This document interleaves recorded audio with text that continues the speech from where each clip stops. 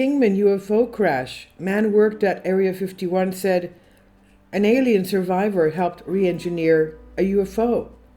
Arizona UFO incident in 1953 followed Nevada explosions, radar blamed. In 1953, the Atomic Energy Commission conducted a series of powerful explosions at the Nevada test site known as Upshot Knot Hole, and during the same period, witnesses reported seeing 8 unidentified flying objects engaged in a dogfight near Arizona. Historian and former museum curator Harry Drew spent 10 years investigating the incident and discovered that 3 of the craft had crashed on the outskirts of Kingman, Arizona in May 1953.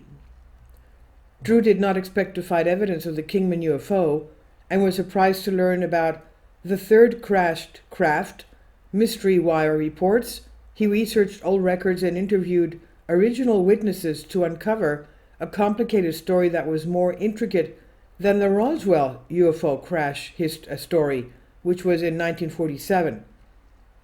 In 1973, a retired Nevada test site technician named Arthur Stansel revealed that he and his team had taken to a remote desert location. They were taken to a remote desert location in Arizona to recover a secret experimental craft that had crashed.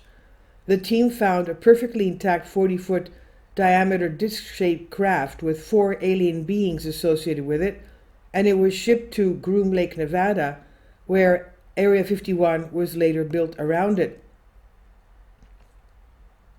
In his book, 7 Days in May, The Kingman UFO Story, Drew describes what happened to the 3 crashed craft. One was destroyed when it crashed into a mountain near Kingman, another was found intact miles away from the crash site, and the third one crashed next to a small reservoir after clipping a rocky butte. The military took the last unknown craft back to a Nevada base, and he found military-issued food containers dating back to 1953 around the exact crash site, proving that military teams camped there. Now, UFO enthusiasts have speculated that the Kingman UFO incident might be linked to the nuclear tests conducted in Nevada. However, Drew's research suggests that the cause was a trio of powerful experimental radar sites set up around Kingman. Drew claimed that he was able to document the crashes and the secret transport of the crafts to Nevada. He also asserted that one of the crafts was entirely intact when discovered. Despite the hotly contested nature of the story, Drew has evidence to support his findings. According to MUFON researcher Richard Hall, in April 1964, the first report of a crash near Kingman was relayed to him by a future Vietnam commander. However, it was not until June 1973 that the case of the Kingman UFO retrieval was brought to the public's attention by renowned UFO researcher Raymond Fowler. The incident involved an engineer, Arthur G. Stansel, also known as Fritz Werner, who took preliminary measurements to assess the momentum of the crashed craft, which could prove useful in any reverse engineering attempts. Stansel, an Ohio University mechanical engineering graduate who worked at Wright-Patterson Air Force Base in Dayton, Ohio, first made the story public. Dr. Eric Wang, who was suspected of leading the reverse engineering team on alien craft, headed the installations division within the Office of Special Studies where Stansel worked. Stansel provided an affidavit in April 1976 vouching for the honesty of his testimony, which was released by Ray Fowler in the UFO magazine. In his statement, Stansel revealed that he was loaned out to the Atomic Energy Commission and designated as a project engineer on some atomic bomb tests, referred to as Operation Upshot Knot Hole. Now, the craft was reported to have a brushed aluminum exterior finish, measuring approximately 30 feet in diameter, and contained 2 swivel seats, instruments, and display panels. The hatch was 5 feet high and 3 feet wide.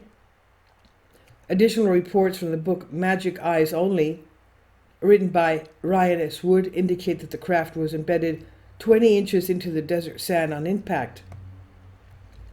Re-engineering UFO and 4 aliens. There are varying reports about the number of extraterrestrial biological entities, what is called EBEs, recovered at the crash site. Some sources claim that 4 small EBEs were recovered, while others state that only 1 was found. Despite these discrepancies, there is evidence to suggest that a military blockade was set up along Highway 40, possibly in 1953, to secure the area leading to and from the potential crash site. It's unclear whether the military recovered objects of extraterrestrial origin and transported them to a clandestine hangar, but there are reports of crashed discs being housed at a top-secret facility known as Area S4, located 12 miles south of Area 51. According to Wendell Stevens, a retired U.S. Air Force pilot turned UFO researcher, the disc had crashed near Kingman, was transported to Area 51 via a U.S. Army tank transporter.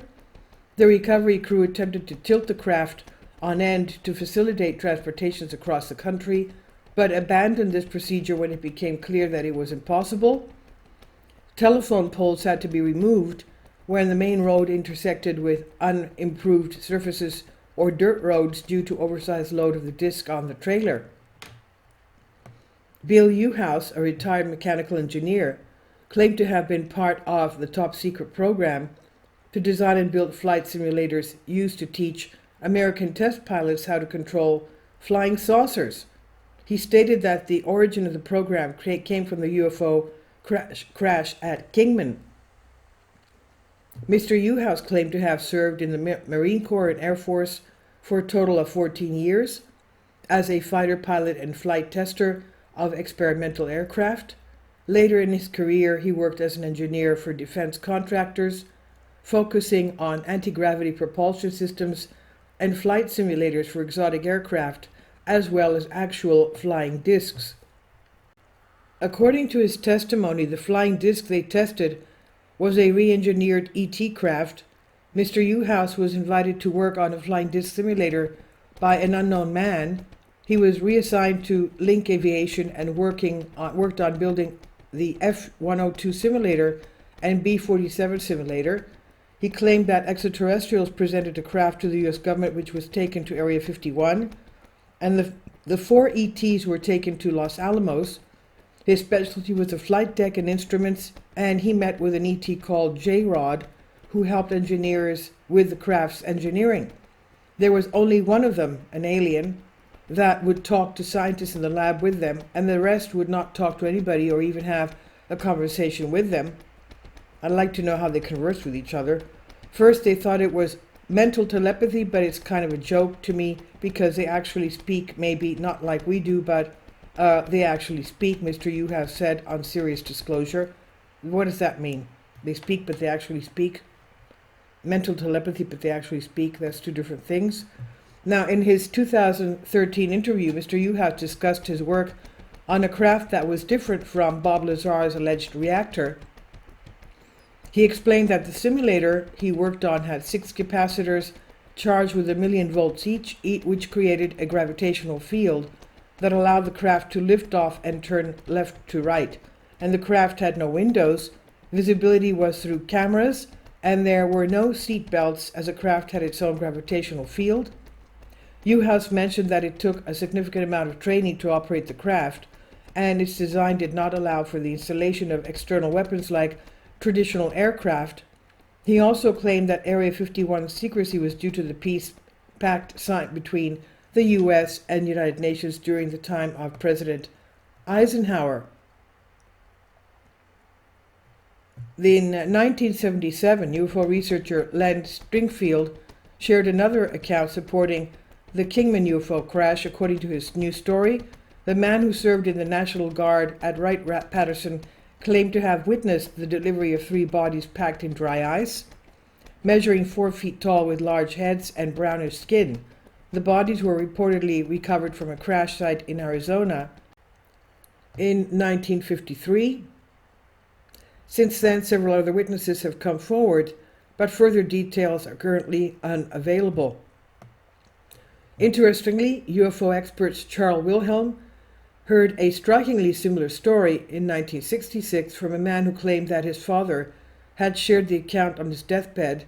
In 1995, an individual who went by the name of J-Rod 2 contacted the Groom Lake Desert Rat, an internet publication, and revealed that he had worked on a secret project for USAF.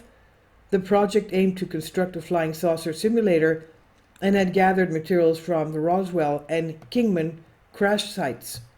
And this is on Collective Spark by Vicky Vermehausen Wise. Please leave your comments and thank you for your support. Finally, support my Patreon account.